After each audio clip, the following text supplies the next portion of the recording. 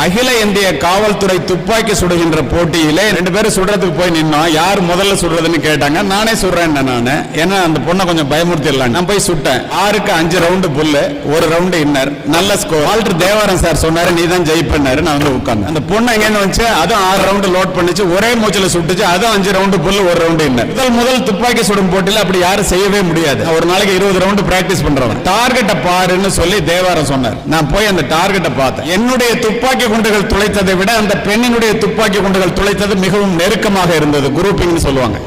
எனக்கு பயம் வந்துருச்சு. 2 பேரும் ஈக்குவல் மார்க் டாஸ் போட்டுடலாமான்னு கேட்டார் ஜட்ஜ். நான் உடனே எஸ். ஏன் தெரியுமா, தோத்தா கூட டாஸ்ல தோத்தோன்னு சொல்லிக்கலாம்.